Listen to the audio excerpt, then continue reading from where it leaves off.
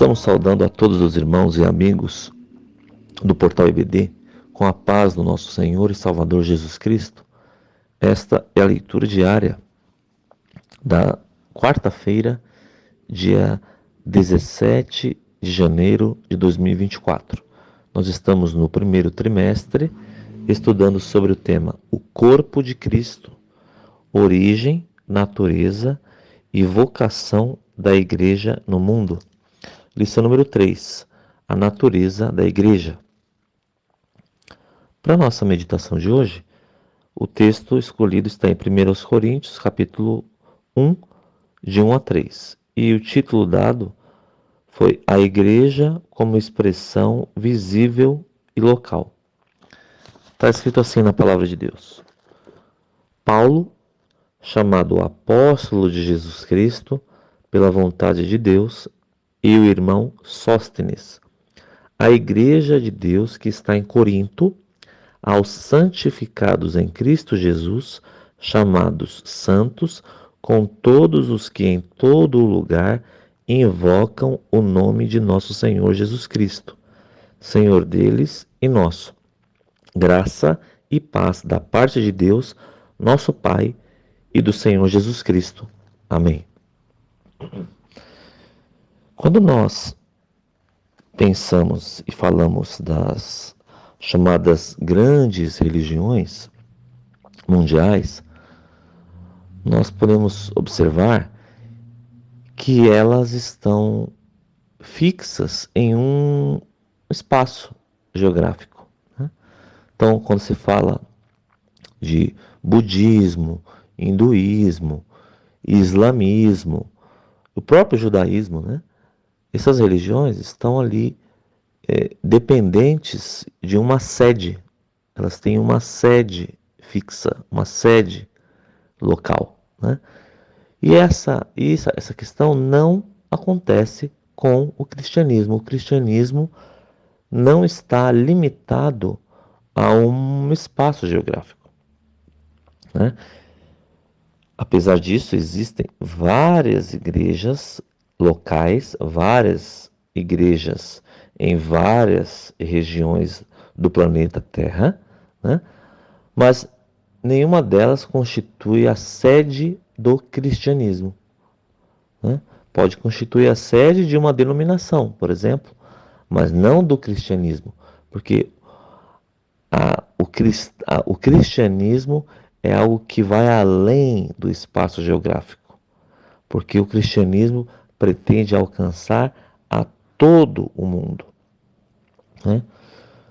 E esse alcance, né, esse objetivo de alcançar a todos vai ser feito ao se estabelecer igreja local, como nós vimos aqui agora na leitura diária de hoje, né? A leitura diária de hoje nos apresenta o texto de Paulo, do apóstolo Paulo, aos irmãos de Corinto. Então, Paulo evangelizou um povo na cidade de Corinto e ali, daquele povo evangelizado, se formou uma igreja em Corinto. E ele fez isso, nós sabemos, em várias cidades, né? Na cidade de Filipos, né? Na cidade de Tessalônica, na região da Galácia, né? E assim por diante. Em várias cidades, Paulo foi evangelizando, né? Em Derbe, em Listra, né? Em Colossos, em várias regiões, Paulo foi plantando igreja. E aí nós vemos o quê? Que cada igreja tem a sua realidade local, né? Tem as suas questões particulares.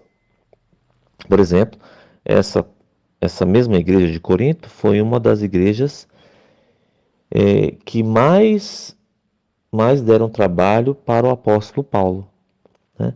Não é à toa que o apóstolo Paulo, nessa primeira carta dele aos Coríntios, ele vai ter que tratar, por exemplo, da ceia do Senhor, do casamento, né, das ofertas, né, e assim de outros problemas, de vários problemas, porque era uma igreja complicada, uma igreja difícil, né? Uma igreja que questionava o apostolado de Paulo, né? Coisa diferente, por exemplo, da igreja de Éfeso. Quando nós lemos a carta de Paulo a Éfeso, nós vamos ver o quê? Que Paulo não repreendeu os irmãos de Éfeso. E aí nós podemos lembrar também das 7 igrejas que estão mencionadas em Apocalipse 2 e Apocalipse 3, né? Quando, quando o Senhor manda escrever ao anjo da igreja, né? Nós vemos ali 7 igrejas, igreja de Éfeso, a igreja de Esmirna, né, de Tiatira, certo? A igreja de Sardo, Filadélfia e Laodiceia. Cada carta é enviada considerando a realidade local. Porque, embora a igreja não esteja fixa em um espaço geográfico, ela se mostra visivelmente em uma localidade. E cada localidade tem a seu próprio costume, sua própria particularidade, né? Nós já mencionamos aqui o caso de Corinto, o caso de Éfeso, por exemplo, né?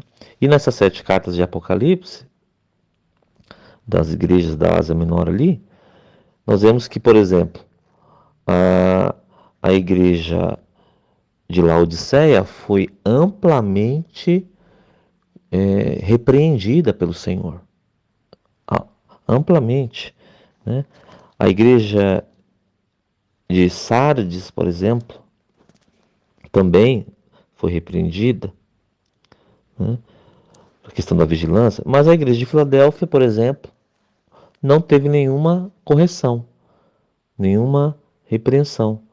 E o Senhor sempre repetindo ali: eu sei as tuas obras, eu sei as tuas obras. Então, apesar da igreja não estar limitada a um local, ela se mostra em um local. E assim ela vai alcançando, como o Senhor Jesus determinou, ela vai alcançando o mundo e se manifestando no mundo por meio de igrejas locais, por meio de igrejas visíveis. Graças a Deus por isso, porque nós também fazemos parte de uma igreja local.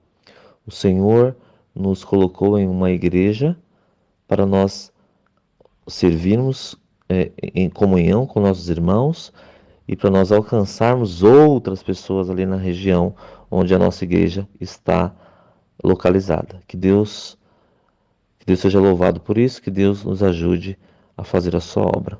Amém.